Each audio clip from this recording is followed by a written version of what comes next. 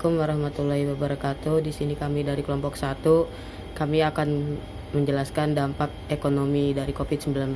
Assalamualaikum warahmatullahi wabarakatuh. Nama saya Aaron Jefferan Adaferis.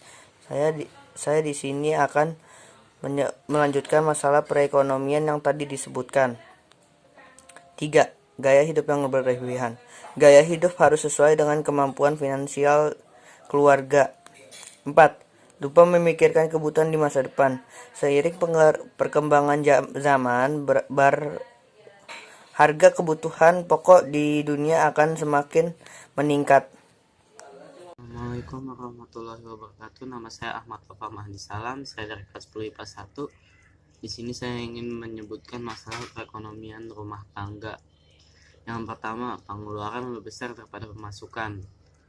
Saat berkeluarga atau berumah tangga, biaya hidup bisa 10 kali lipat daripada sebelum berkeluarga. Yang kedua, tidak memiliki dana darurat. Dana darurat akan dibutuhkan untuk berjaga-jaga jika tiba-tiba kita butuh pengeluaran lebih. Cara mengatasi ekonomi rumah tangga yaitu selalu bersyukur kepada Allah, membuat anggaran rumah tangga yang realistis, evaluasi keuangan, mencatat semua pengeluaran keuangan keluarga, mengetahui kondisi keuangan keluarga juga, menggunakan kartu kredit dengan baik dan benar. Cara mengatasi masalah perekonomian pada masa pandemi COVID-19 yaitu pertama, menerapkan skala prioritas, yang kedua berhemat, dan yang ketiga berkreativitas dan inovatif. Laksanakan ketiganya untuk perekonomian yang stabil. Oke? Krisis yang sedang terjadi pasca pandemi ini tentunya banyak akan berpengaruh pada perubahan pola perilaku konsumen. Pada umumnya, dalam masa krisis, sebagian besar konsumen akan masuk pada mode siaga (alert mode), di mana mereka akan menata ulang prioritas mereka berdasarkan kebutuhan-kebutuhan terpenting untuk bertahan hidup. Dan produk-produk seperti makanan, healthcare, dan informasi berada pada urutan teratas dari daftar prioritas mereka. Slam on the brakes. Masyarakat akan lebih mengurangi, menunda, ataupun menghindari pembelian yang berlebihan. Mereka akan lebih berhati-hati dalam mengonsumsi produk atau jasa yang ditawarkan oleh brand, dan biasanya hanya akan membeli barang-barang yang termasuk ke dalam kebutuhan pokok dan menghindari pembelian kebutuhan tersier.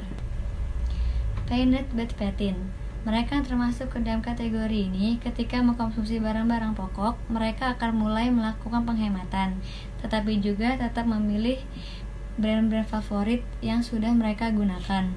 Namun yang sedikit tricky adalah mereka akan mencari penawaran yang terbaik, entah dari sisi harga ataupun dari sisi kualitas.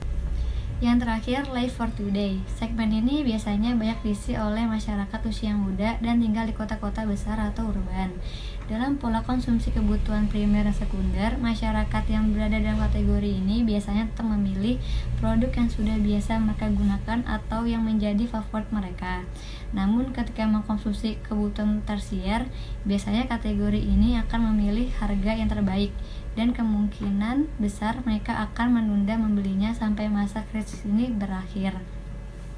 Beberapa hal yang saya jelaskan sebelumnya merupakan konsep pemilihan dalam pemenuhan kebutuhan masa pandemi ini. Terima kasih. Wassalamualaikum warahmatullahi wabarakatuh. Konsep pemilihan dalam pemenuhan kebutuhan.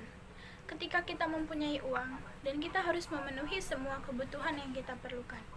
Tapi, apakah semua yang kita perlukan itu sesuai dengan budget yang kita punya? Belum tentu kan? Makanya, ketika kita mempunyai uang, kita harus benar-benar memilih apa saja yang kita perlukan atau apa saja yang paling penting yang kita butuhkan. Contohnya, ketika kita hanya punya uang 200.000, tapi kita harus membeli semua yang kita perlukan, seperti beras atau makanan pokok, pakaian, televisi, kulkas, itu kan semua harus diperlukan. Tapi kita harus berpikir lagi, manakah yang lebih perlu dan lebih penting yang kita butuhkan untuk saat ini. Apalagi saat kita pandemi, kita banyak orang yang di PHK dan dikeluarkan. Jadi kita harus benar-benar memilih apa saja yang kita perlukan untuk saat ini. Yaitu dong udah jelas, kita sangat perlu beras untuk menghidupkan kita sehari-hari dan agar kita hidup tidak kelaparan. Kami kelompok ekonomi, kalau misalnya ada kesalahan kata, saya mohon maaf. Itulah dari kami. Wassalamualaikum warahmatullahi wabarakatuh.